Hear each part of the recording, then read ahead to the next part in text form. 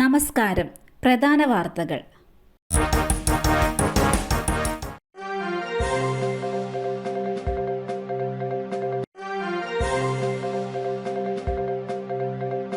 രാജ്യത്ത് പുതിയ ആണവ നിലയത്തിന് തറക്കല്ലിട്ടു.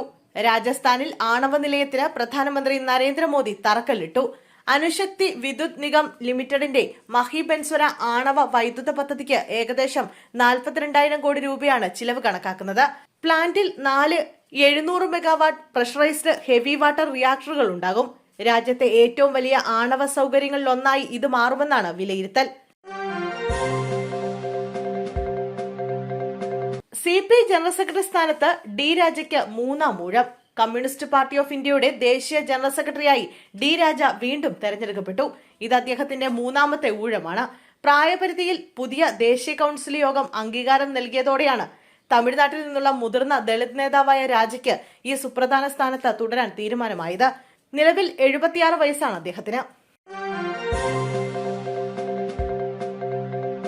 കേരളത്തിൽ മഴ മുന്നറിയിപ്പിൽ മാറ്റം. 2 ജില്ലകളിൽ ഓറഞ്ച് അലർട്ട്. ഇടുക്കിയിലും പത്തനംതിട്ടയിലുമാണ് ഓറഞ്ച് അലർട്ട് പ്രഖ്യാപിച്ചിരിക്കുന്നത്. തിരുവനന്തപുരം, കൊല്ലം, കോട്ടയം, ആലപ്പുഴ, എറണാകുളം, തൃശൂർ, പാലക്കാട് എന്നീ ജില്ലകളിൽ യെല്ലോ അലർട്ട് പുറപ്പെടുവിച്ചിരിക്കുകയാണ്. വരും ദിവസങ്ങളിലും കേരളത്തിൽ മഴ തുടരുമെന്ന് കേന്ദ്ര കാലാവസ്ഥാ വകുപ്പ് അറിയിച്ചിട്ടുണ്ട്. തിരുവനന്തപുരത്ത് ടിപ്പർ ലോറി ഇടിച്ച് ബൈക്ക് യാത്രികൻ മരിച്ചു. ഭാര്യയ്ക്ക് ഗുരുതരമായി പരിക്കേറ്റു. തിരുവനന്തപുരം വെമ്പായം ചാത്തമ്പാട്ടാണ് അപകടം നടന്നത്. കണിയാപുരം ചിറ്റാറ്റുമുക്ക് സ്വദേശി റഹീമാണ് മരിച്ചത്. ഇദ്ദേഹത്തിന്റെ ഭാര്യ നസീഹയ്ക്കാണ് ഗുരുതരമായി പരിക്കേറ്റത്. നസീഹയെ തിരുവനന്തപുരം മെഡിക്കൽ കോളേജ് തീവ്രപരിചരണ വിഭാഗത്തിലേക്ക് മാറ്റിയിരിക്കുകയാണ്. പോത്തൻകോട് വെമ്പായം റോഡിൽ കൊഞ്ചിറ ചാത്തമ്പാട്ട് വെച്ച് ഇവരുടെ ബൈക്കിൽ പിറകിൽ വന്ന ടിപ്പർ ലോറി ഇടിക്കുകയായിരുന്നു. ദമ്പതികൾ സഞ്ചരിച്ച ബൈക്കിനെ മറികടക്കാൻ ടിപ്പർ ലോറി ശ്രമിച്ചപ്പോഴാണ് അപകടം നടന്നത്.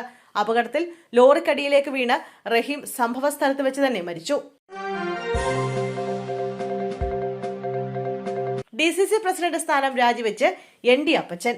NM വിജയന്റെ മരണം ഉൾപ്പെടെ ജില്ലയിലെ കോൺഗ്രസിൽ പ്രശ്നങ്ങൾ തുടരുന്നതിനിടെ വയനാട് DCC പ്രസിഡന്റ് ND അപ്പച്ചൻ രാജിവെച്ചു. അടുത്തിടെ പ്രിയങ്ക ഗാന്ധി സന്ദർശനവുമായി ബന്ധപ്പെട്ട ND അപ്പച്ചൻ നടത്തിയ പരാമർശം കോൺഗ്രസ് നേതൃത്വത്തിന് അതൃപ്തി ഉണ്ടാക്കിയിരുന്നു. ഈ സാഹചര്യത്തിൽ കൂടിയാണ് ND അപ്പച്ചന്റെ രാജി. അഗ്നി മിസൈലിന്റെ പുതിയ പരീക്ഷണം വിജയകരം. ട്രെയിനിന്റെ കോച്ചിൽ നിന്ന് മിസൈൽ പരീക്ഷണം നടത്തിയാണ് DRDO സ്വപ്ന നേട്ടം സ്വന്തമാക്കിയത്. റെയിൽ അധിഷ്ഠിത മൊബൈൽ ലോഞ്ചറാണിത്. ട്രെയിൻ കോച്ചിൽ നിന്ന് ഇന്ത്യ നടത്തിയ ആദ്യ പരീക്ഷണമാണിത്. ആഹാരം കഴിക്കുന്നതിനിടെ കുഴഞ്ഞു വീണു. വെങ്ങാനൂരിൽ നഴ്സിംഗ് വിദ്യാർത്ഥിക്ക് ദാരുണാന്ത്യം. KSRTC ഉദ്യോഗസ്ഥനായ സതീശന്റെ മകൾ വൃന്ദയാണ് മരിച്ചത്. കുഴഞ്ഞു വീണ ഉടൻ മെഡിക്കൽ കോളേജ് ആശുപത്രിയിൽ എത്തിച്ചെങ്കിലും മരണം സംഭവിക്കുകയായിരുന്നു. തിരുവനന്തപുരം മെഡിക്കൽ കോളേജിലെ 5ാം വർഷ നഴ്സിംഗ് വിദ്യാർത്ഥിനിയാണ് വൃന്ദ. മുറിയിൽ നിന്ന് മയങ്ങാനുള്ള മരുന്നുകൾ കണ്ടെടുത്തിട്ടുണ്ട്. പ്രണയബന്ധത്തിൽ നിന്ന് പിന്മാറിയതിന് പ്രതികാര നടപടി. വീട്ടിൽ അതിക്രമിച്ചു കയറി യുവതിയുടെ കിടപ്പുമുറിയിൽ ഒളിച്ചിരുന്നു. സംഭവത്തിൽ ചിറയൻകീഴ് പെരുങ്കുഴി സ്വദേശിയായ 32 വയസ്സുള്ള രാഹുൽ രാജിനെതിരെ പോലീസ് കേസെടുത്തു. മുറിയിലെത്തിയ പെൺകുട്ടി പ്രതിയെ കണ്ട ഭയന്നോടുകയായിരുന്നു.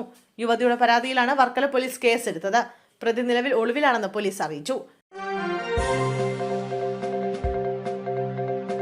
ലൈനിൽ വീണ ഓലയെടുത്തു മാറ്റുന്നതിനിടെ കാൽ വഴുതി കിണറ്റിൽ വീണ യുവാവിന് ദാരുണാന്ത്യം.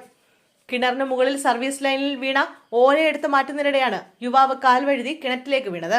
വലിയ വളപ്പിലെ 18-കാരൻ അശ്വിൻ അരവിന്ദാണ് മരിച്ചത്. വിവരമറിഞ്ഞ ഉടൻ തന്നെ അഗ്നിരക്ഷാസേന സ്ഥലത്തെത്തി രക്ഷാപ്രവർത്തനം നടത്തി. കിണറ്റിൽ നിന്നും പുറത്തെടുത്ത അശ്വിനെ ആശുപത്രിയിൽ എത്തിച്ചെങ്കിലും രക്ഷിക്കാനായില്ല. അരവിന്ദിന്റെയും അംബുജാക്ഷിയുടെയും മകനാണ്. ചികിത്സയിലിരിക്കെ പോലീസ് കസ്റ്റഡിയിൽ നിന്ന് ചാടിപ്പോയ കുപ്രസിദ്ധ മോഷ്ടാവ് തീവട്ടി ബാബു പിടിയിൽ. തീവട്ടി ബാബു എന്ന കൊല്ലം പുതുക്കുളം കുളത്തൂർക്കോണ സ്വദേശി ബാബുവാണ് പിടിയിലായത്. കണ്ണൂർ എളമ്പേറ്റിൽ നിന്നാണ് ഇയാൾ പിടിയിലായത്. കണ്ണൂട പരിയാരത്തെ ചികിത്സയിലിരിക്കെ ഇന്ന് രാവിലെയാണ് ബാബു രക്ഷപ്പെട്ടത്. സംസ്ഥാനത്തുടനീളം നിരവധി മോഷണ കേസുകളിൽ പ്രതിയാണ് തീവട്ടി ബാബു. പയ്യന്നൂരിൽ നിന്ന് മോഷണക്കേസിൽ പിടികൂടിയ ബാബുവിനെ ആരോഗ്യാവസ്ഥ മോശമായതിനാൽ പരിയാരം മെഡിക്കൽ കോളേജ് ആശുപത്രിയിൽ ചികിത്സയിൽ പ്രവേശിപ്പിച്ചിരുന്നു.